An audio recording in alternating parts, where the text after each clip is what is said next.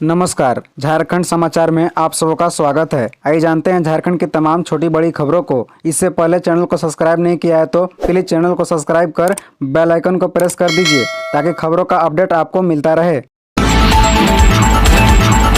डुमरी उपचुनाव, केंद्र व राज्य सरकार पर भड़के असदुद्दीन अवैसी, कहा मुस्लिम समुदाय के साथ हो रहा अत्याचार। दरअसल आपको बता दें कि डुमरी विधानसभा उपचुनाव में एआईएमआईएम के प्रत्याशी मोबिन रिजवी के पक्ष में चुनावी सभा को संबोधित करने के लिए एआईएमआईएम के राष्ट्रीय अध्यक्ष सह सांसद असदुद्दीन अवैसी डुमरी पहुंचे। इस दौरान एआईएमआईएम के कार्यकर्ताओं ने गर्मजोशी के साथ अवैसी का स्वागत किया। इस दौरान काफी संख्या में लोगों की भीड़ उमड़ पड़ी थी। चुनावी सभा को संबोधित करते हुए अवैसी ने केंद्र और राज्य दोनों ही सरकारों पर जमकर निशाना साधते हुए दोनों ही सरकार पर मुसलमानों के साथ अत्याचार करने का आरोप लगाया। अवैसी ने केंद्र सरकार पर आरोप लगाते हुए कहा कि एक तरफ जहां कांग्रेस मोहब्बत की दुकान खोलने की बात करती है तो दूसरी ओर देश के प्रधानमंत्री नरेंद्र मोदी खुद को चौकीदार बताते हैं। लेकिन यह कैसा चौकीदार है जिसके रहते हुए चीन ने देश की जमीन पर कब्जा कर लिया और चौकीदार सोते रह गए। कहा कि बीजेपी और कांग्रेस के नेता उन्हें भड़काऊ भाषण देने वाला नेता बताते हैं। मैं ये बताना चाहता हूं कि अगर मुस्लिमों के बच्चों की हत्या के विरोध में बोलना भड़काऊ भाषण देना है तो मैं हमेशा भड़काऊ भाषण दूंगा।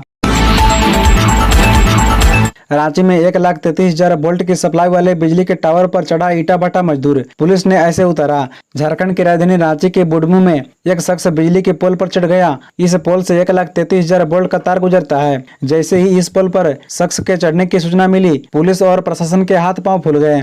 तत्काल बुढ़मू के थाना प्रभारी अपनी टीम के साथ वहां पहुंचे। इस शख्स को समझा बुझाकर उतारने की कोशिश की जा रही है। हालांकि टावर पर चढ़ा युवक किसी की बात सुनने के लिए तैयार नहीं है। वह टावर के सबसे ऊंची जगह पर बैठा है। बता दें कि बिजली के टावर पर चढ़े व्यक्ति का नाम झनकू पान है। उनकी उम्र 32 से 35 वर्ष के बीच बताई जा रही है। बता दें कि बुढ़मू थाना क्षेत्र के रोल करंज टोली का रहने वाला है। अपने ही गाँव में टावर पर चढ़ गया। टावर के पास धीरे धीरे ग्रामीणों की भीड़ जुट गई। थाना प्रभारी कमलेश राय ने ग्रामीणों की मदद से उसे समझाया और 3.5 घंटे की मशक्कत के बाद उसे सुरक्षित उतार लिया गया। इसके पहले बिजली की सप्लाई काट दी गई थी। आईपीएल की तर्ज पर पहली बार होगा रांची प्रीमियर लीग, 8 टीमें लेगी हिस्सा। इंडियन प्रीमियर लीग आईपीएल की तर्ज पर झारखंड में पहली बार रांची प्रीमियर लीग का आयोजन होने जा रहा है। रांची प्रीमियर लीग 29 सितंबर से 1 अक्टूबर 2023 तक रांची के खेलगांव स्थित मेगा स्पोर्ट्स कॉम्प्लेक्स में होगा। टेनिस बॉल से होने वाले इस टूर्नामेंट में 8 टीमें हिस्सा लेगी। टूर्नामेंट के सारे मुकाबले 12-12 ओवर के होंगे। इसे लेकर बुधवार 30 अगस्त को accelerated crew for excellence in sports द्वारा रांची प्रेस क्लब में आयोजित प्रेस कॉन्फ्रेंस में ये जानकारी दी गई। बताया गया कि टूर्नामेंट का हिस्सा बनने के लिए खिलाड़ियों को 6 सितंबर से ऑनलाइन रजिस्ट्रेशन कराना होगा, जो सिर्फ 1 सप्ताह के लिए खुला रहेगा। इसके बाद खिलाड़ियों का 15 सितंबर तक चयन ट्रायल किया जाएगा। इसके अनुसार उन्हें 3 श्रेणियों में बांटा जाएगा। चयन समिति के पूर्व क्रिकेटर वंशीधर सारंगी, एसपी गौतम, प्रमोद सिंह, अमित श्रीवास्तव मुख्य रूप से मौजूद रहेंगे। चयन के बाद खिलाड़ियों को ऑक्शन के माध्यम से 8 टीमों में बांटा जाएगा। आयोजकों की माने तो झारखंड के टेनिस बॉल खिलाड़ियों को एक अच्छा मंच मिलेगा। इससे उनका भविष्य बेहतर होगा। टूर्नामेंट की विजेता टीम के लिए 2.5 लाख रुपए और उप विजेता टीम के लिए 1.5 लाख रुपए पुरस्कार राशि निर्धारित की गई है। 1 सितंबर को निशिकांत दुबे करेंगे मधुपुर व मथुरापुर में फुटओवर ब्रिज का उद्घाटन। 1 सितंबर को मधुपुर स्टेशन पर तैयार फुटओवर ब्रिज और लिफ्ट के साथ साथ मथुरापुर स्टेशन में निर्मित फुटओवर ब्रिज का उद्घाटन होगा। रेलवे द्वारा आयोजित समारोह में मुख्य अतिथि गोड्डा के सांसद डॉक्टर निशिकांत दुबे इसका उद्घाटन करेंगे।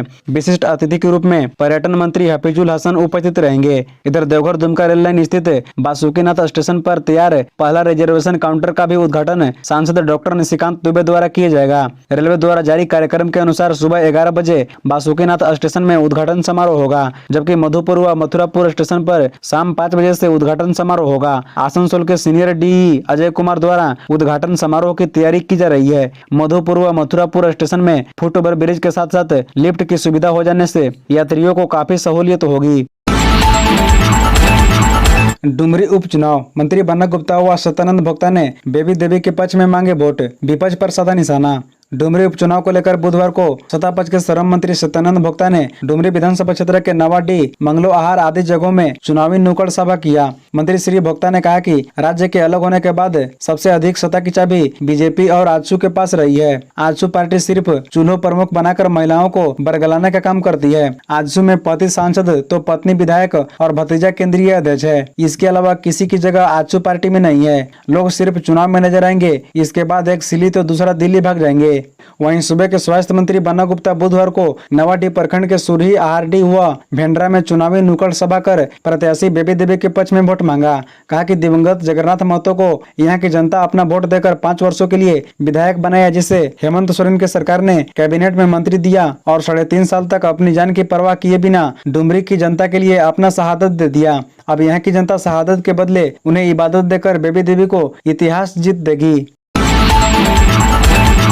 झारखंड में चिकित्सकों की नहीं होगी कमी, आयुष्मान योजना में मिलेगी प्रोत्साहन राशि।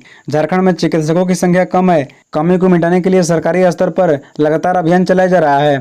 चिकित्सकों की संख्या बढ़ाने के लिए सरकारी स्तर पर भी डीएसएफटी से भी चिकित्सक बहाल किए जा रहे हैं। हर हाल में स्वास्थ्य व्यवस्था को बेहतर बनाने के लिए सभी कदम उठाए जा रहे हैं। ये बातें बुधवार को सूबे के स्वास्थ्य मंत्री बन्ना गुप्ता ने सेक्टर 1 में प्रभात खबर से विशेष बातचीत में कही। श्री गुप्ता डुमरी उपचुनाव में प्रचार करने के दौरान यहाँ रुके थे। बता दें कि स्वास्थ्य मंत्री बन्ना गुप्ता ने कहा कि सरकारी चिकित्सकों को नॉन प्रैक्टिस अलाउंस नहीं मिलता है। ऐसी स्थिति में ड्यूटी के बाद प्रैक्टिस करने की छूट है। आयुष्मान व्यवस्था को भी लचीला बनाया गया है। अब एक सरकारी चिकित्सक 4 निजी अस्पतालों में सूचीबद्ध हो सकते हैं, लेकिन ध्यान रखना होगा कि जिस अनुपात में निजी अस्पताल में काम करते हैं उसी अनुपात में सरकारी अस्पतालों में भी कार्य करना होगा। उन्होंने कहा कि नई व्यवस्था शुरू करने जा रही है। इसके तहत अब सरकारी अस्पताल में आयुष्मान से सर्जरी करने वाले चिकित्सकों को प्रोत्साहन राशि बढ़ाकर 50% मिलेगी। पहले यह राशि 25% हासिल होती थी। नई लाइट्स लगाई जाएगी, पहल शुरू। शहर में खराब हो रही स्ट्रीट लाइट की मरम्मत के लिए 30 टीमें बनी। राजधानी में बारिश के दौरान 15,000 से अधिक स्ट्रीट लाइट खराब हो गई है। सैकड़ों लाइट स्विच खराब होने की वजह से नहीं जल रही है। इस वजह से शाम ढलते ही मुख्य सड़कों के अलावा गली मोहल्ले में अंधेरा पसर जा रहा है। इसे देखते हुए प्रशासक अमित कुमार के निर्देश पर खराब स्ट्रीट लाइट दुरुस्त करने की क़यामत तेज हो गई है। मंगलवार को निगम ने 30 टीमें शहर में उतारी। टीम को शहर के सभी 53 वार्डों में खराब स्ट्रीट लाइट दुरुस्त करने और खाली पड़े पोल पर नई लाइट्स लगाने का निर्देश दिया गया। नगर निगम ने स्ट्रीट लाइट के मरम्मत के लिए शहर को 4 जोन में बांटकर कर्मचारियों को तैनात किया गया है। हर जोन के लिए हेल्पलाइन नंबर भी जारी किया गया है। अगर किसी जोन में स्ट्रीट लाइट खराब है तो संबंधित क्षेत्र के लोग सीधे हेल्पलाइन नंबर पर फोन कर सूचना दे सकते हैं। टीम नई बलसाट वाले मोहल्ले का सर्वे करके रिपोर्ट देगी। पलामू टाइगर रिजर्व से 10 लाख रुपए की कीमती लकड़ी बरामद, हथियार सहित 4 तस्कर गिरफ्तार। बता दें कि पलामू टाइगर रिजर्व के गारू पश्चिमी वन क्षेत्र के सुरकुमी जंगल के रेंजर तरुण कुमार सिंह के नेतृत्व में चलाए गए छापेमारी अभियान में करीब 10 लाख रुपए की सागवान समेत कीमती इमारती व फर्नीचर की लकड़ी जब्त की गई है। इस मामले में सुरकुमी उच्च मध्य विद्यालय के सहायक शिक्षक सहित 4 लकड़ी तस्करों को गिरफ्तार कर जेल भेज दिया गया है। आरोपियों के पास से 4 देसी बंदूक भी बरामद किया गया। छापेमारी के दौरान वन तस्करों द्वारा वन कर्मियों को लक्ष्य कर जिसमें वे लोग बाल बाल बच गए। छापेमारी के दौरान एक मिनी गन बनाने का फैक्ट्री का उद्भेदन किया गया, जहां से देसी बंदूक बनाने के कई सामान बरामद हुए। खबरों से जुड़े रहने के लिए चैनल को सब्सक्राइब, वीडियो को लाइक एवं एक दूसरे से शेयर जरूर करें। धन्यवाद।